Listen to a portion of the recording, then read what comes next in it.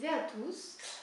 Je suis aujourd'hui en fait en train d'inaugurer une nouvelle idée qui est en fait de tester des produits industriels, fermiers ou pas, un peu de partout.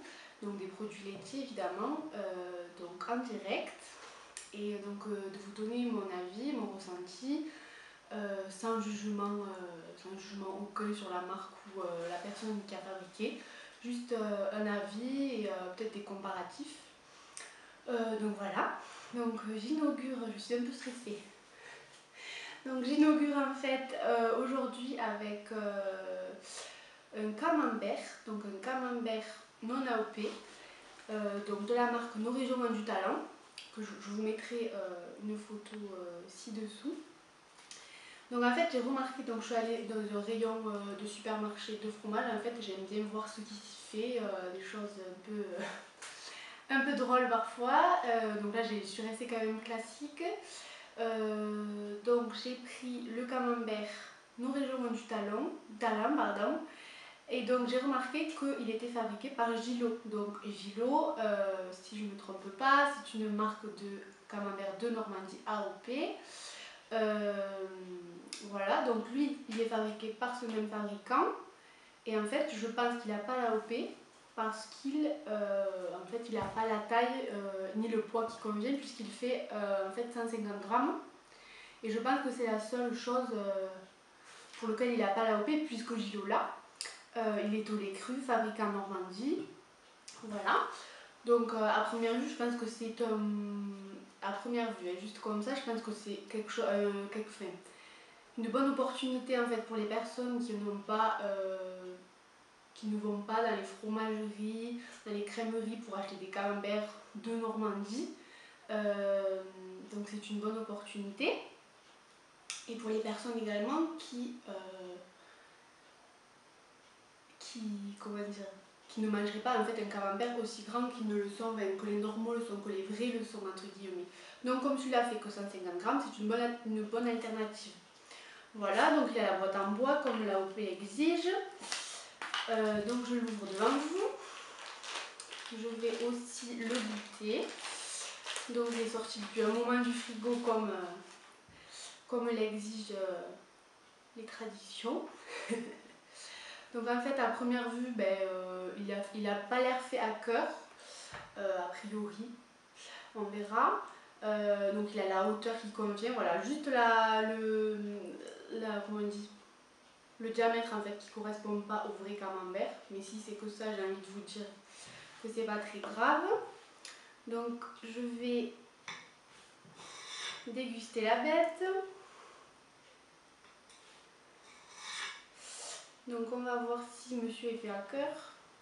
Bon, il ne l'est pas, mais je pense que c'était fait pour les industriels. Je pense qu'ils ne poussent pas évidemment leur fromage jusqu'à... Enfin déjà ils n'ont pas le temps, il faut que ça débite. Donc j'imagine que les fromages n'ont pas le temps de se faire, de s'affiner à cœur. Disons qu'il est aux 3/4, à la moitié, aux 3/4. Donc en fait ce serait un produit à conserver en fait. Il faudrait le savoir, c'est pas les personnes, on va dire monsieur tout le monde entre guillemets, ne sait pas qu'il faut garder davantage le fromage pour qu'il soit un petit peu meilleur. Ceci dit, il y en a qui l'aiment comme ça, hein. Donc ça peut très bien convenir. Hop. Donc si c'est la même maison que Gilo, je pense que c'est le même procédé de fabrication et qu'en fait ils gardent du coup peut-être, je sais pas, peut-être les mêmes critères que l'AOP du coup, en fait ils changent en fait de moule quoi. Voilà.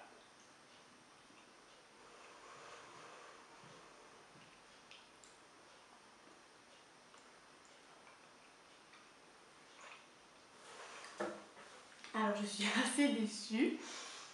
Je ne veux pas faire de mauvaise publicité ou quoi, je dis juste ce que je ressens. C'est vrai que moi le camembert non fait à cœur, c'est vrai que c'est pas trop mon truc, mais objectivement, je trouve qu'il manque un petit peu de goût comparé au camembert Gilo que j'ai déjà goûté. Mais voilà, en fait je pense que justement, en fait, comme il y a beaucoup de débit que ça doit envoyer, le fromage n'est pas affiné à bon escient et assez. Cependant, je pense que pour un produit quand même de grande surface, comparé aux autres camemberts, aux lait pasteurisés, je pense qu'il y a quand même une différence ça vaut le coup de le goûter quand même pour les personnes qui aiment ça et qui n'ont pas forcément les moyens de s'acheter le gros camembert AOP qui est forcément un petit peu plus cher, etc. Donc celui-ci en fait je l'ai payé 2,04 €. Donc ça fait 14,28 € le kilo, j'ai calculé.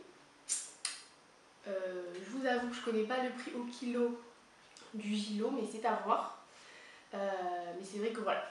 En fait, la conclusion, c'est que ça permet aux personnes qui vont en grande surface, qui n'ont pas accès à des crémiers fromagers, etc., d'acquérir en fait des fromages quand même de qualité, avec du goût et qui respectent les critères de l'Union européenne en fait. Donc c'est quand même bénéfique et ça donne quand même une bonne image puisqu'il y a écrit camembert fabriqué en Normandie, mais c'est quelque chose qui en vaut quand même la peine. Voilà pour ça. Donc voilà pour cette première vidéo. J'essaierai de faire une vidéo toutes les semaines de ce genre. J'ai prévu de faire ça sur le lait Ribot pour vous faire découvrir. Voilà. Et donc j'espère que ça innovera, que ça vous plaira. Merci beaucoup et à bientôt.